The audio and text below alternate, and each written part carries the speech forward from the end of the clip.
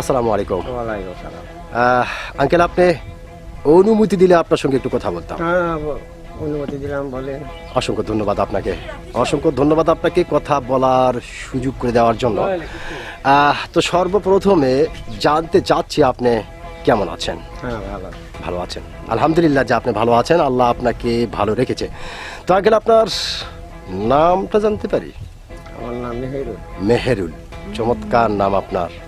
এবং আপনার নাম শুনে এবং আপনাকে সামনাসামনি দেখে যেটা বোঝা যাচ্ছে, আপনি অত্যন্ত একজন সাহসী মানুষ।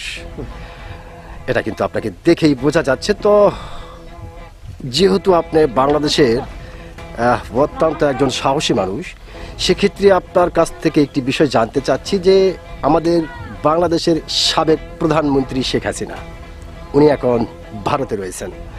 তো ওনাকে নিয়ে বাংলাদেশের বিভিন্ন মানুষ বিভিন্ন ধরনের কথা বলতেছে। কেউ বলতেছে যে উনি আর জীবনেও বাংলাদেশে পা রাখতে পারবে না, আবার কেউ বলতেছে না উনি আসবেই, আবার কেউ বলতেছে আসবে ঠিক আছে কিন্তু একটু দেরি হতে পারে। তো আপনি বাংলাদেশের একজন সাধারণ মানুষ এবং বাংলাদেশের অত্যন্ত একজন সাহসী মানুষ হিসাবে আপনি কোনটা মনে করেন? আমি মনে করি যে আমরা ৭১-এর যুদ্ধ তো আমি করেছি। আচ্ছা আচ্ছা।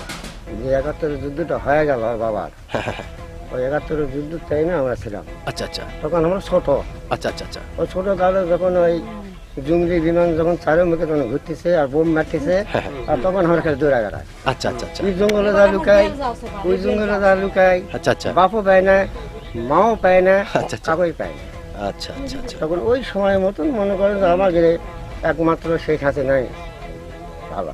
ভালো, অসংখ্য ধন্যবাদ আপনাকে। তার মানে আমি যেটা আপনার কাছে জানতে চাচ্ছি যে উনি আসলে আসতে অনেকেই বলতেছে আসতে পারবে, অনেকেই বলতেছে আসতে পারবে না, অনেকেই বলতেছে আসলেও দেরি হবে। তো আমি যাচ্ছি যে আপনি কোনটা মনে করেন বা আপনার আইডিয়াতে পারবে?